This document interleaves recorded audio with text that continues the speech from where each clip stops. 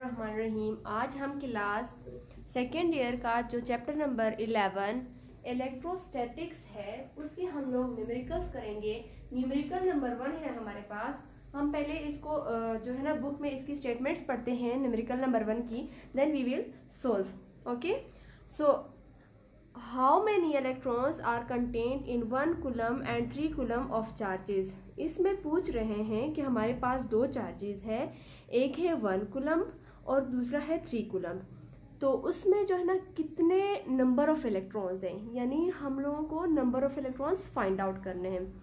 तो इसी न्यूमेरिकल को मैं थोड़ा डायग्राम के थ्रू समझाना है, जो कि है Q1 और Q2। ये दो चार्जेस हमें दिए गए हैं और ये दो चार्जेस न्यूमेरिकल में गिवन है। Q1 चार्ज को ना 1 कूलम है और जो Q2 चार्ज है वो 3 कूलम है। अब हम लोगों ने number of electrons find out करने हैं कि इस चार्ज में कितने नंबर ऑफ इलेक्ट्रॉन्स है और इस चार्ज में कितने नंबर ऑफ इलेक्ट्रॉन्स है। तो सबसे पहले हम लोग लिखते हैं उसका डेटा।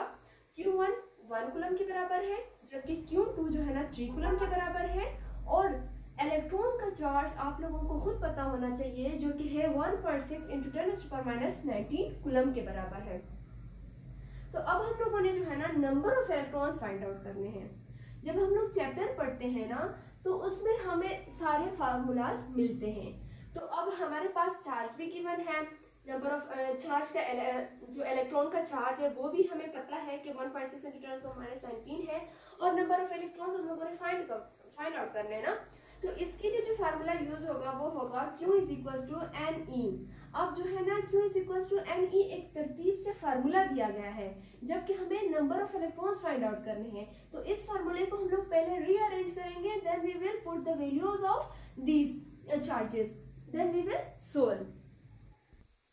तो अब हम इस फार्मूले को किस तरह रीअरेंज करेंगे। हम लोगों ने number of electrons find out करने हैं, तो नंबर ऑफ इलेक्ट्रॉन्स = के इस साइड पे आ जाएगा, जबकि Q1 डिवाइडेड बाय E, क्योंकि हमारे पास दो चार्जेस हैं, एक Q1 है तो एक Q2 है।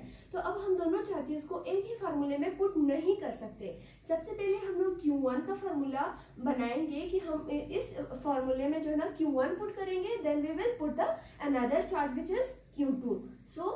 तो हमारे पास जो n है वो नंबर ऑफ इलेक्ट्रॉन्स इसी तरह रहेगा। हमारे पास चार्ज कितना है, वो है 1 कूलम। और जो इलेक्ट्रॉन है वो हमें पता है कि इलेक्ट्रॉन का चार्ज जो है ना 1.6 × 10⁻19 कूलम है। तो अब हम इन दोनों को जो है ना कैलकुलेटर के जरिए कैलकुलेट करेंगे कि हमारे पास क्या आता है। तो ये हमारे पास है simple bracket 1 divided by simple bracket 1.6 × 10⁻19 simple bracket. Solve it. 6.25 × 10⁻18 हमारे पास आ जाते हैं। तो हम लोग जो है ना नंबर ऑफ इलेक्ट्रॉन्स लिखते हैं कि हमारे पास है नंबर ऑफ इलेक्ट्रॉन्स = 6.25 × 10⁻18 इलेक्ट्रॉन्स। सही, यानी हमारे जो Q1 चार्ज है उसमें जो नंबर ऑफ इलेक्ट्रॉन्स है वो है 6.25 × 10⁻18 electrons. Then we will solve the another charge which is the charge is 3 coulomb.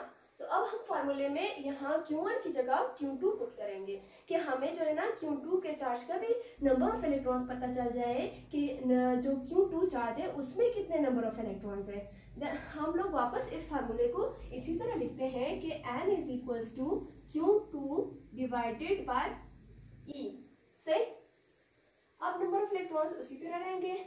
Q2 हमारे पास 3 कूलम है और इलेक्ट्रॉन का चार्ज वही वाला पुट होगा जो 1.6 × 10⁻19 है।